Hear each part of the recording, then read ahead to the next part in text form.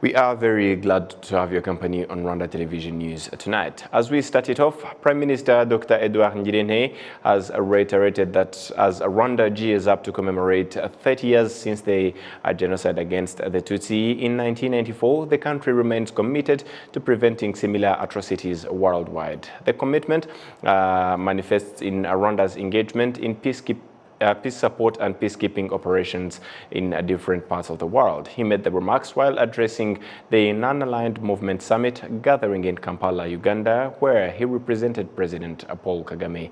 Prime Minister Ngirente further noted that in the spirit of promoting peace and stability, Non-Aligned Movement partner states should continue to actively support and engage in peaceful resolution efforts, particularly those aimed at addressing the root causes of conflict, stressing that a stable world is essential for the overall prosperity of the people of those nations. The Non-Aligned Movement, also known as NAM, was founded in 1961 with a view of advancing interests of developing countries in the context of a Cold War confrontation. In its first 3 decades, the movement played a crucial role in decolonizing formation of new independent states and democratization of international relations.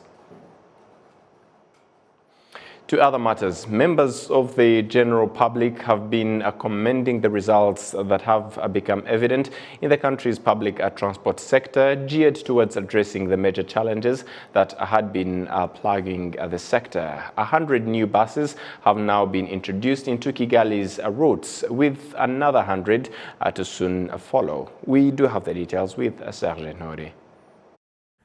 During the last Mushikiwano Council, the problem of extreme delays in the country's public transportation sector due to a shortage of buses was one of the issues discussed at length. Why should a person spend 3 hours waiting for a bus in the taxi park? Is it because there are not enough buses, or is it just a case of poor coordination? There are investors that can bring in more buses regardless. I want this issue to be analyzed. Officials present gave assurances that efforts were ongoing to address the matter. He asked if it was a problem of a shortage of vehicles, and he is right. They have reduced in number over time. Between 2012 and 2014, something was done to address the problem. But because of the lack of follow-up, that was also noted here. The private sector made a number of challenges that resulted in fewer buses, leading to delays. But soon in Kigali City, we'll have introduced an extra 300 plus buses, because we are currently looking for a place and the budget to do so is available, thanks to coordination with the Ministry of Finance. All we have to do now is place the order so that they can come and be used to transport people and goods.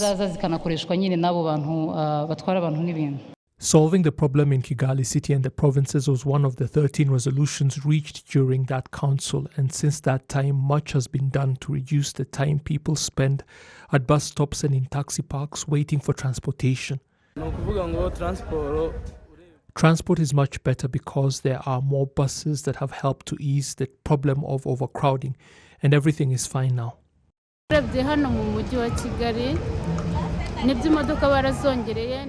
in Kigali City, the number of buses has been increased and measures have been adopted for better efficiency, organized queues and people to guide passengers appropriately. Now you might spend 30 minutes waiting, but before it was usually an hour. People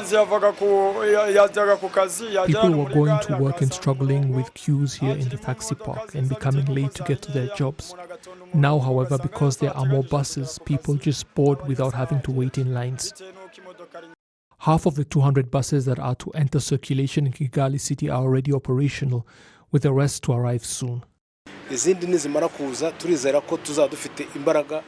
the rest arrive, we will be in the position to eliminate the need for people to wait in long queues and congestion on the buses themselves. We will do follow-up, but we have met with different transportation companies and we have been given assurances that they will help us to solve the problem. of public transportation, and we urge people to give us feedback through the media and social media sites so that we can deal with any remaining troubled areas. The will exists to solve this problem, and we believe we will after all those buses get here, and we expect they will soon be on our roads just like the others that are already here.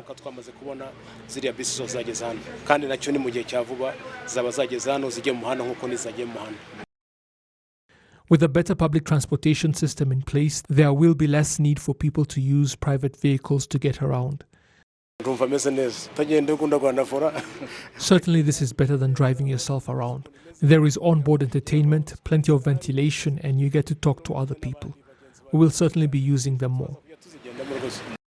Private companies and cooperatives have also been stepping in to take advantage of the demand in the public transportation sector.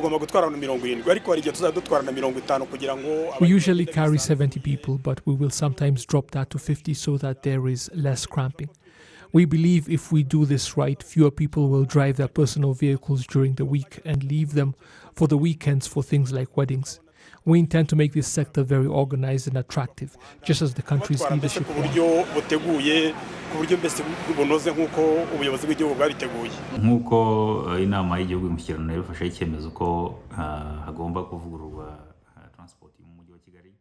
Just as the National Mushyikirano Council decided that the public transportation sector in Kigali City must be reformed, as Jari Transport, we played our part, bringing in an extra 25 large new buses with a collective capacity of 1,750 people. The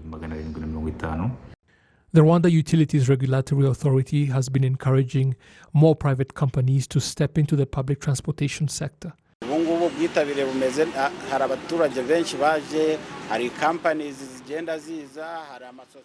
Many individuals have stepped up.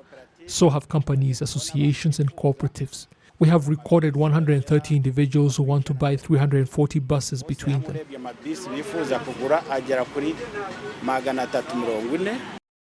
Members of the general public have been commending the results that have become evident in the country's public transportation sector, geared towards addressing the major challenges that have been plaguing the sector.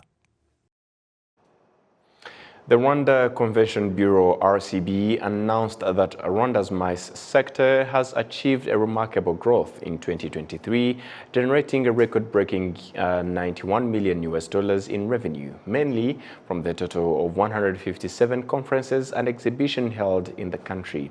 This was reiterated by the Director of Maize Destination Marketing at the RCB, Frank Murangwa, in an exclusive interview with our colleague Adams Kwizera. Take a look. Thank you, Adams. The benefits the industry continues to generate and also contribute to our economic development of our country is that maize sector has been identified as one of the pillars for the economic development, and with that we are able to contribute to the development through the foreign currency that comes into the country that is brought directly by the maize revenues that are left in the country through the delegates that come into our country.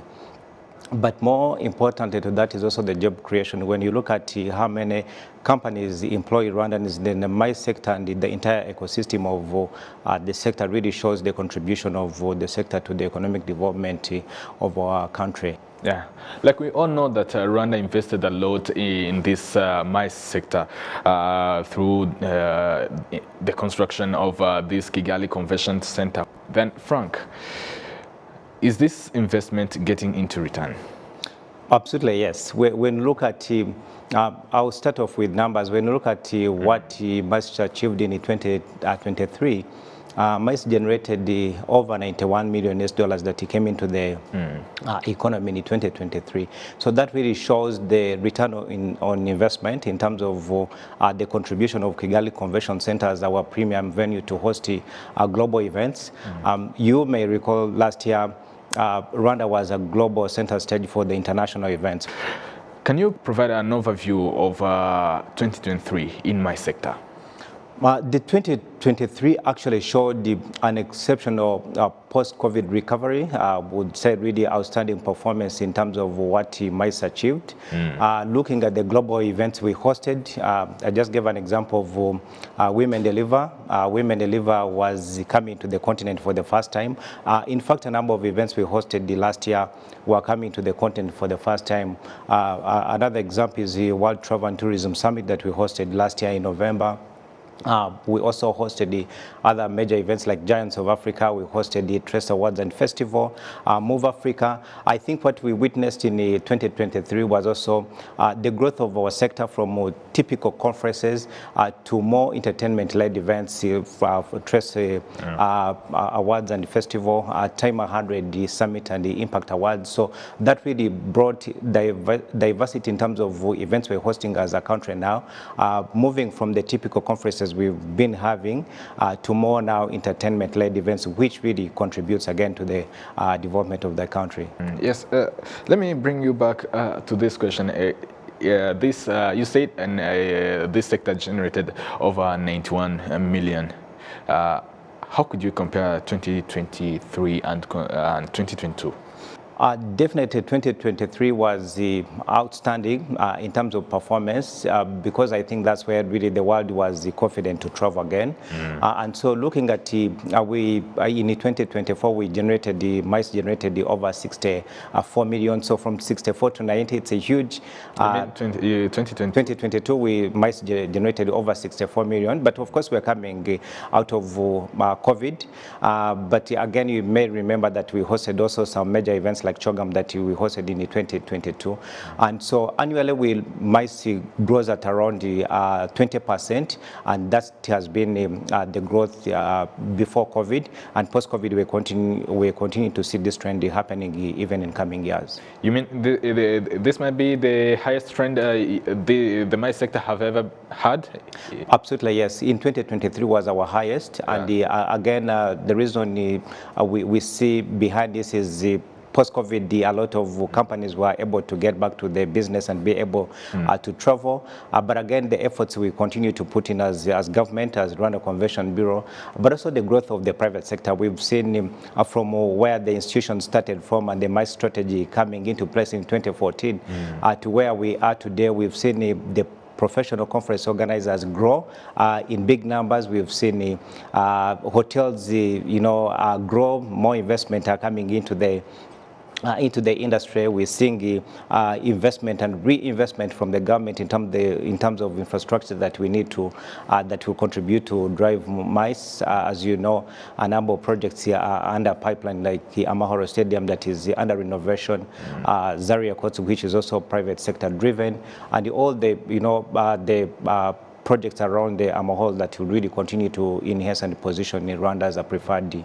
MICE hub in the region. Let's not ignore human resource. How is this sector contributing to capacity building and providing job creation to the local residents?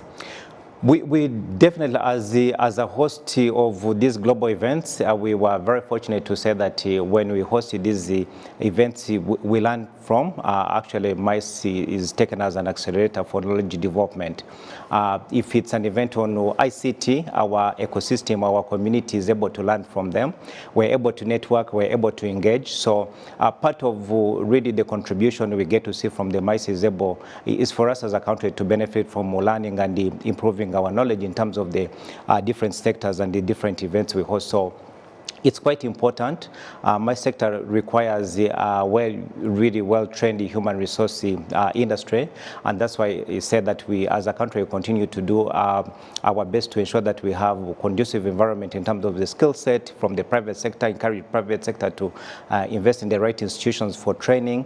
And we've seen a number of really institutions coming up from typical hospitality training institutions that are training people that work in our hotels, in our restaurants, and of course even focusing on the larger industry in aviation and all that.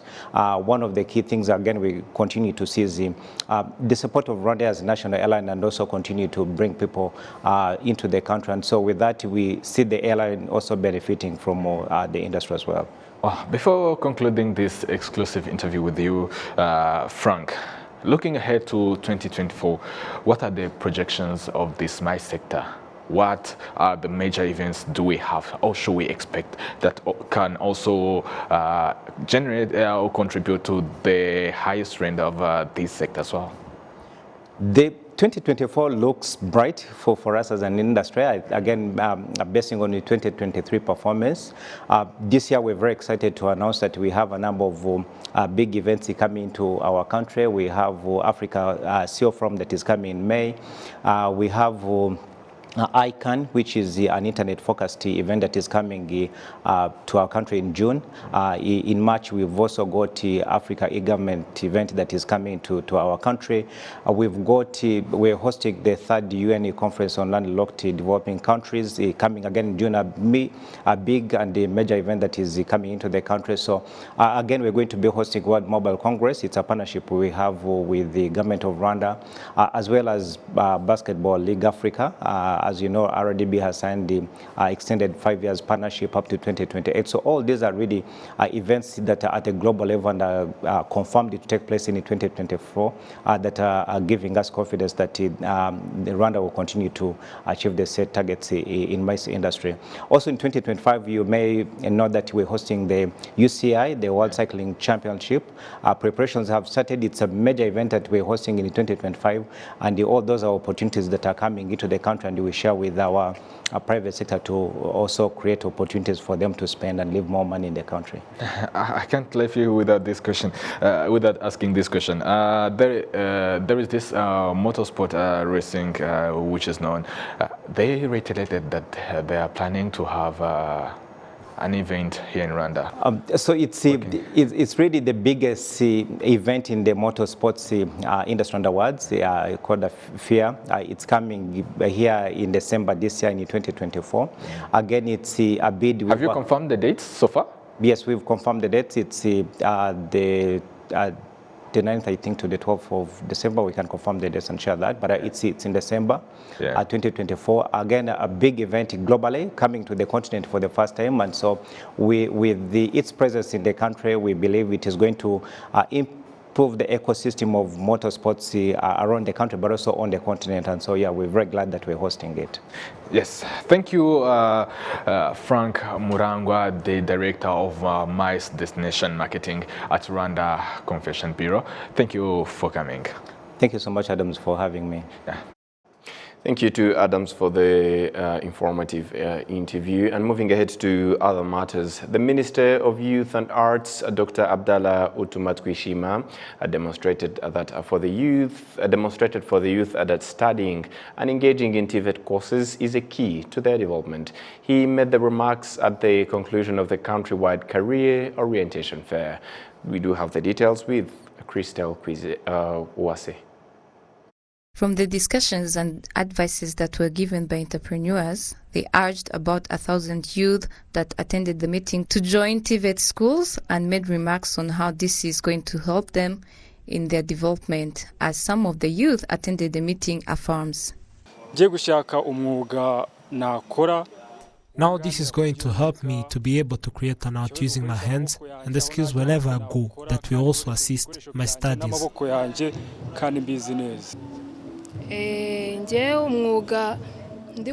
For me, what I love is I have always wanted to be a barista. That's what I want to learn and do international-wise. The Minister of Youth and Arts, Dr. Abdallah Utumatwishima, again urged the youth to join some TVET schools after graduating from high schools, especially for those taking science courses, and he emphasized on joining language schools, as he advised that the languages these days is the key to a successful business. You see, even if you're learning math, physics and chemistry, learn painting also, and this will help you earn money from those skills after graduating, plus construction, haircutting and braiding. We want the young graduates to finish with general education, but also with another that can help you earn money, as the degree only is not enough. The career orientation fair was attended by youth from different parts of the country, students, entrepreneurs, youth leaders from various sectors. and young professionals from different sectors. It outreached to 8,000 youth across the country. Christella Owase, RwandaTV News. Operators in the Kapetri Center of Mbugangari in Rubavu district request the Minister of Public Service and Labour upon visit for advocacy in expanding this center. We do have the details with Prince Manzi.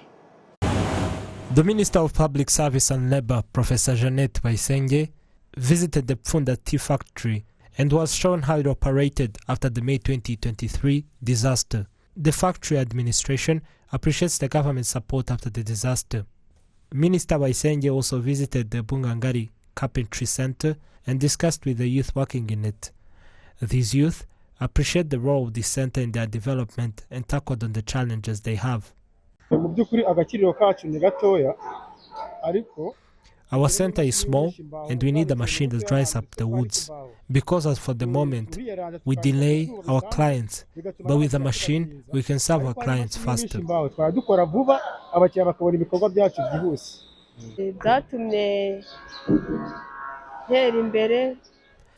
I was able to develop and be able to answer my needs with the income that I earn from here. The Minister of Public Service and Labour, Professor Jeanette Bayisenge, reiterated that the challenges demonstrated by these youth will be addressed in collaboration with the district administration. The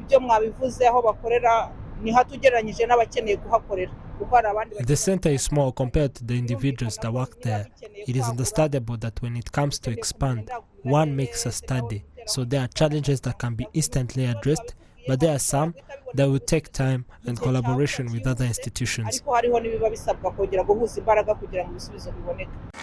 In order to establish sustainable strategies, the Ministry of Public Service and Labour is looking at how business companies are involved in the labour market and the difficulties they face in their industry, given that the goal is to increase the number of professional jobs among young people, at least over 1.5 million.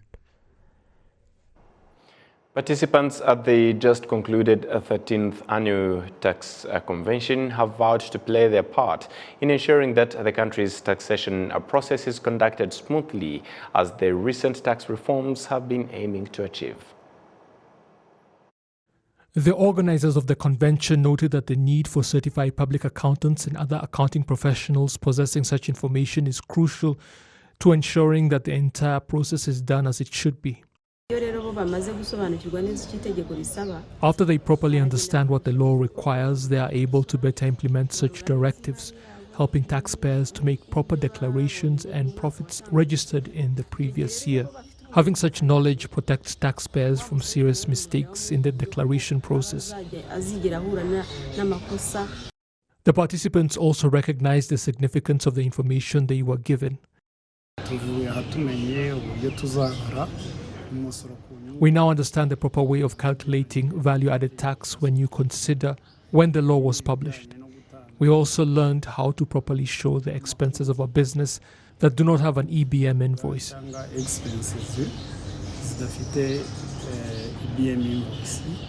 Officials at the Institute of Certified Public Accountants of Rwanda are emphasizing that without proper training, problems will always arise in taxation.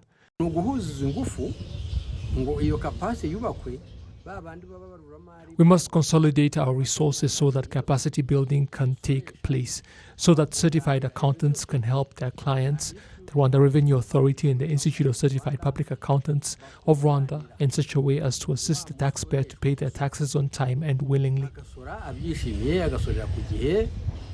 It has also been repeatedly emphasized that there can be no development without a proper taxation system in place and the professionals to ensure that it functions as it should, both in the private and public sectors. And that's all from us here at RB's Rwanda Television News. On behalf of the entire news production as well as the technical team, many thanks for being with us. As we let you off for the weekend, we wish you to stay safe and have a fun-filled weekend. Goodbye.